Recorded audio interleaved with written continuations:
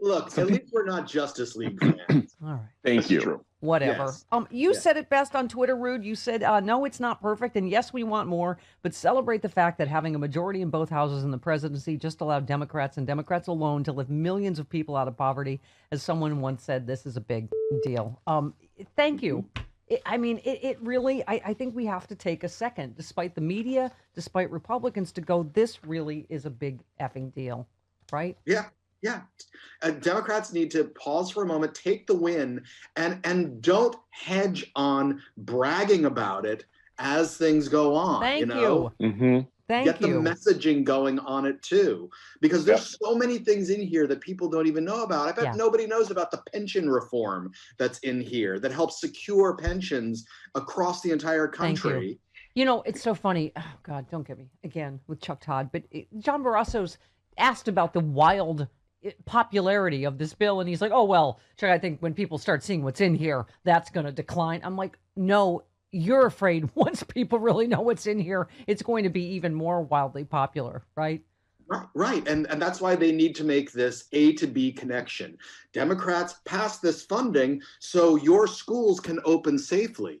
Democrats pass this funding, and that's why we're getting vaccinations done so quickly. They're the ones saying open the schools, and that's the money is in here to open the schools. I mean, there's over $250 billion, over $250 trillion in there that's just targeted for schools. Yeah. I mean, Stacey Abrams needs something more than a fruit basket this morning. She needs something. Yes. But also, Rude, I mean, it's to my point before the break. Normie on Twitter said, Twitter's interesting because most people labeled centrist on this site are in real life just progressive Democrats with an understanding of the legislative process and a pragmatic view on how to achieve policy goals. I mean, I am liberal AF. I just broke up with Kyrsten Sinema, who I've never met, for God's sakes, and I am not centrist, right? It's just, this is, again, and the fact that we got every Democrat, right? I mean, that's the other thing John Barrasso got away with saying yesterday. Oh, well, some Democrats didn't vote for it either. It's like, what? No, this is all just completely untrue. Democrats in the House didn't vote for it? Is that it? Isn't that it? I don't, did he mean the bill in general, or I don't know what he was, whatever. Anyway, just yay. I just want to say yay. Yeah. Right. And you said, I just don't even see how you can say anything else. That's the thing that, yes, you can say we wanted more, but it doesn't mean that you didn't get a ton and a ton that's going to help so many people. It's like saying, it's like the people that crap on the Affordable Care Act. It's like, yes, you're right. We should have universal health care like every other country. But you know what? This helped millions and millions of people. Well, I mean, you took Romney in particular, who said Republicans in good faith sought to negotiate a compromise. No, they didn't. Even Republicans that got their amendments added didn't vote for it. We just didn't fall for it this time. And as you said, tell everyone in Utah who got a $1,400 check to throw it away. Tell them to give up their unemployment payments. Tell the museums in Utah to close up. Tell the University of Utah to go to hell. I mean, exactly. Give your checks back. Hey, he's not even a legitimate president, right, maggots? Mm-hmm. Yeah. And, they keep talking about how colleges and universities haven't lost funding because they keep getting their tuition. Well, no, but the thing that's happened is that enrollment has plunged because students don't want to do online learning. That's the big hit. And you know who's been hit hardest with that? Community colleges. Community colleges have been raked over the coals by the pandemic and the economic downturn because people are scrambling to survive. The relief for colleges and universities, that's also a jobs program. That's also going to save people's jobs and provide for a future for a bunch of other people. Yeah.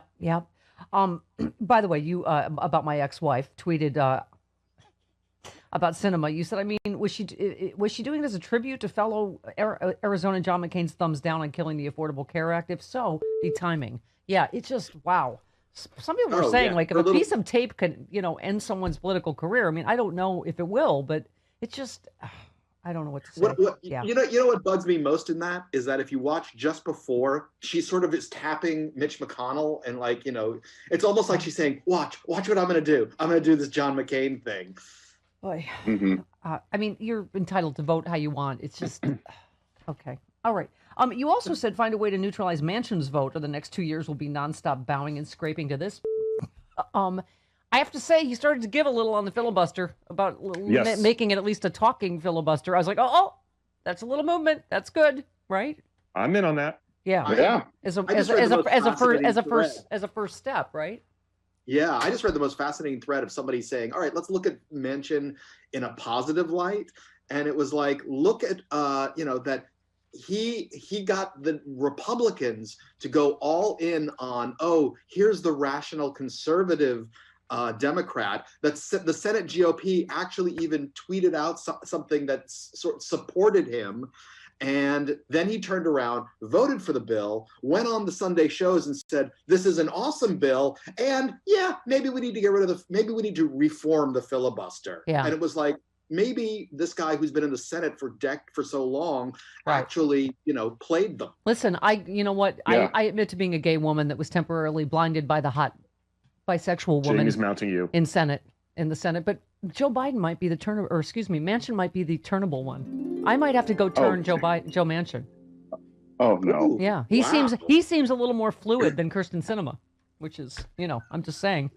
Once again, Chris, I made the wrong choice. Yes. No, there's the lovely and talented Mrs. Manson. Kyrsten Sinema's like, I was like, that's why I'm single, because I picked exactly that type every time. Oh, hi, Jamie would like to say hello to everybody. Hi, Jamie. Jamie would like a word. Jamie would like a word. Oh, dear. Oh, my God. I already got a 9 out of 10 from Room Raider. Room Raider, hurry. You did. This has got to be a 10 out of 10. Come on. Well, that's higher than the 7 out of 10 that you got when you were in the basement. I know. This is like a scene from Narnia. Room Raider, look, it's either like Iron Will or some one of those movies. Look. Okay. I guess I could turn and have my bookcases behind me. I mean, that's I guess that's better than, like I said last week, a decent prison cell, a minimum security prison cell. Right. In Eastern Europe. This is my life. In COVID lockdown alone, I'm like, I've arrived. Room Raider gave me a 9. Can I just point something out? Yes. I really feel that needs to point out. In a couple of months, we have gone from gloom and doom and depression and anger ceaselessly to actually sitting here and having giddy fun. Having fun. Yeah. Fun is back. Hooray. Right. Well, and you also, by the way, speaking of centrists or whatever, you made a good point about Trump vowing to campaign against Murkowski. You said Murkowski's got to be wanting to jump ship from the toxic douchiness in her caucus. You don't have to be. You don't have to be with completely any people, Lisa Murkowski. I mean, there's a chance of us turning Murkowski, and I do get the thinking, like, don't push Manchin into being a Republican. We remember when Jim Jeffords switched parties. I mean, we could suddenly have Senate Majority Leader Mitch McConnell again, so it's. But, you also said you never see Republicans negotiating against themselves the way Democrats do. The fear of using the power they have is frustrating. I agree, right? I mean, that's the other thing, that it just... But there's no way, Manchin's not going my belief is Manchin is not going to jump party, because there's no way he could survive a Republican primary in West Virginia. Yes. Right.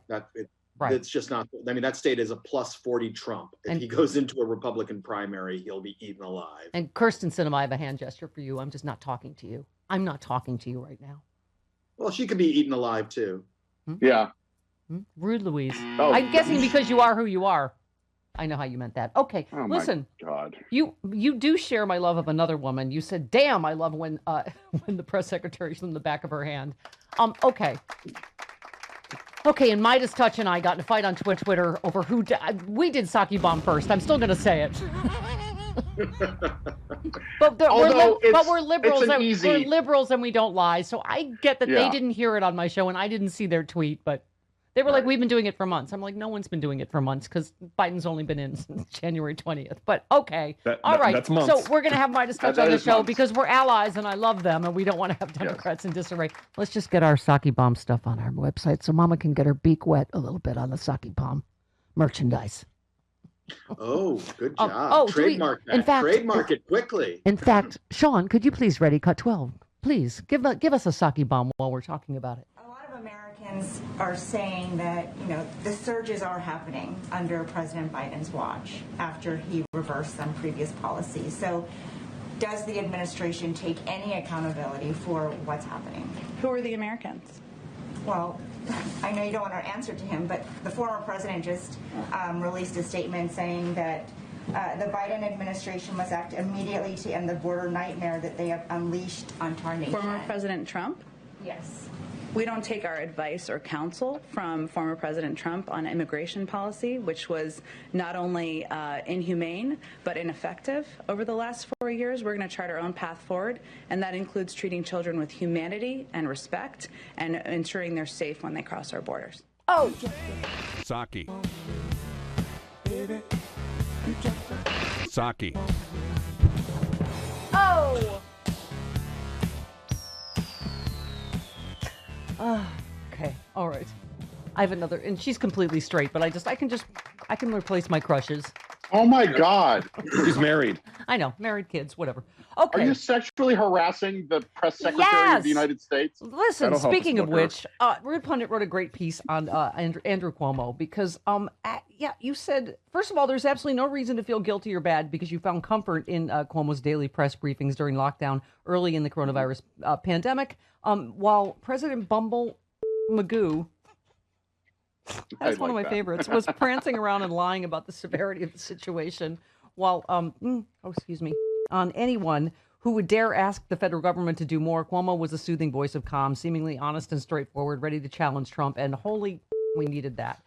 And you're from New York, and I totally get, like you were saying, you have you've already had some conflicting feelings about Cuomo, but Totally. But you said going back to, I work for the City University of New York, which is reliant on Cuomo for funding, and he's kind of deed us over for a while. Right. And I think a lot of us have, Al Franken PTSD. And you said, as Dahlia Withlick points out, we've gotten to where thorough investigations into allegations made in the media should be welcomed. It's just least let the investigation play out. You said it's about taking allegations seriously and not dismissing or accepting them because of your feelings toward the person being excused. It's about trying to make sure the process, due process and due diligence are done. And you said Cuomo's not irreplaceable. Almost no one is. One note, though, is if you're someone who gave Donald Trump a pass on all his rape and sexual misconduct allegations, you can just sit down on Cuomo. Thank you. I mean, yeah. I think it's just coming from the party of Donald Trump. I'm like, shut the up, right? Right. Unless they didn't even ask for investigations, they just dismissed it out of hand and that was it. Meanwhile, you have Democrats who are calling for Cuomo to step down, and Democrats who want the investigation.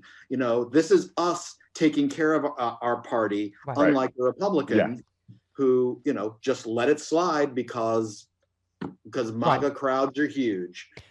Joy Reid made the same point on Twitter, Rude. She said it doesn't help that Republicans and some in the media have gone right to the should Cuomo resign card before the investigation has even played out, and that the same repeated question was almost never asked about Trump's 20-something sex assaults, harassment, and rape accusations.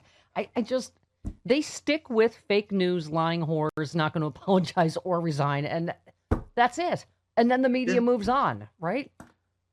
Right, until the next one comes up and then brings back all this other stuff, and then Republicans have to go in denial mode and have to say, well, all of the way they'll put it is the American people learned about that and they still voted for. And then they go with let the people decide. Well, the new poll out, you probably saw it, a vast majority of New Yorkers don't want Cuomo to resign, and so you go like, is it up to the voters? I think it'll ultimately be decided at the voting booth. I mean, that's just the way this stuff works. But I mean, it is bad. It's just toxic masculinity and the expectations of how employees or female employees are supposed to be treated in an office setting with a powerful person. I mean, this is like this is like a Mad Men office, it sounds like. Well, and to his credit, he did apologize, as Republicans never do, but the whole, if someone was interpreted it this way, we all feel like going, dude, Dude, Come on. how else are you going to interpret everything you said? Like, you know exactly what you were doing. I mean, it's okay. All right. Right. Yeah. I mean, I wonder if he asked any of the men that worked in his office if they would have sex with an older woman. Right. Did that happen? Yeah. Because Men's strong suit, not subtlety, really. Yeah. Anyway. Or massaged their shoulders, or gave them kisses on the mouth. I mean, that would be exonerating, I guess, or at least an equal. I do understand. I harasser. come from a touchy-feely family, and both men sitting in front of you have been ear by me, and so I listen. But that was it was in a different time. This is true. You know what? It was pre-Me Too, so I apologize. Okay, and also you've done a little post Me Too as well. Really? Yeah. Well, you got my husband post Me Too. Well, I was drinking. I'm not drinking anymore. So just saying. But isn't that the point, though? That it shouldn't have taken Me Too to say you should know better. Yeah. I mean, Yeah. Yes, I did know better, Rude. But the point is, our HR department is much like Buckingham Palace. It is completely useless, as I am in charge of all complaints against me. Okay, love you, Rude. We're late. I did not pay attention to that interview at all, because F the royal family. F them, and we already and we did. It's the purpose of the United States, and we give did. the finger to royalty. God bless the United States. We did say the royals. We already did that once. God bless the United States. Exactly. Okay, goodbye. We love you. Mwah. Thanks, Rude. Thanks, Lee. See yous. It is 51 minutes after the hour.